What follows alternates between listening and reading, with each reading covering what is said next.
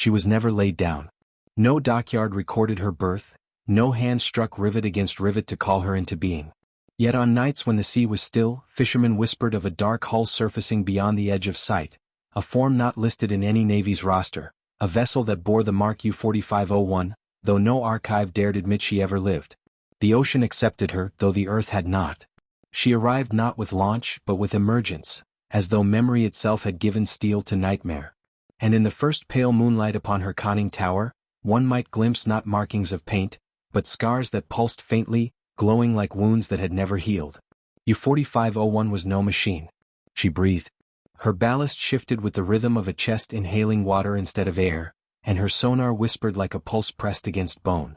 Torpedo tubes yawned like gaping throats, slick with shadows that moved even when empty. She was not forged, she was dreamt, and in dreaming she was alive.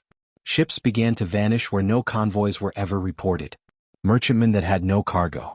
Escorts that flew flags no one recognized.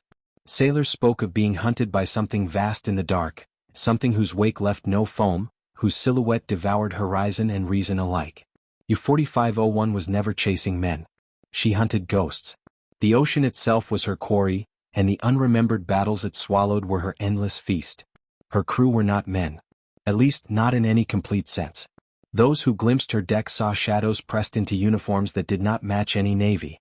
Faces were featureless, blurred as though waterlogged, mouths opening but giving no sound. And yet, the faint murmuring of commands in languages that never were echoed through the black water. The world did not birth them. The sea had. And the sea does not need reason to give voice to its dead. Depth charges were dropped in desperation by destroyers that could not prove what they fought. Explosions shuddered the abyss but no wreckage surfaced.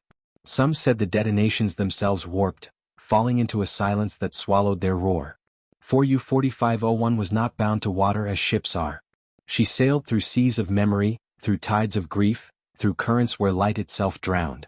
Her charts were drawn not in ink but in absence, maps of places that had never been, etched across the minds of those who dared pursue. And sometimes she rose. Survivors told of a calm unlike any storm. A night sea, still as glass, suddenly broken by a hull breaching the skin of reality itself.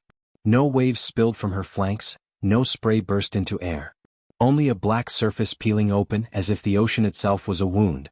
U-4501 emerged whole, unmarked, dripping with shadows that slid back into the depths like tar returning to a greater body. Some claim she carries the war forward into eternity, a war not of nations but of memory against forgetting. That every ship erased from record, every crew lost without name, finds echo in her wake. That she is the ledger of unacknowledged loss, her hull scarred with histories that could not be admitted. In this way U-4501 is not a predator, but a scribe, recording in silence the battles too impossible, too shameful, too forgotten to belong to men. But others whisper something darker. That she is no record, no vessel of remembrance, but the dream of war itself. That conflict, insatiable, hollow, endless, dreamed her into steel so that even peace cannot banish her. That she will surface long after the last fleet rusts, long after harbors collapse, long after man forgets the very word navy. And when the seas are calm in that last age, her shape will rise again, black against a dying sun, and the featureless crew will still be at their stations, whispering their hollow orders to no one. You cannot sink U-4501. For to destroy her is to destroy the memory of war itself. And men are too bound to their ghosts to ever give them up. She was never built. She was never crewed. She was never launched. And yet she is.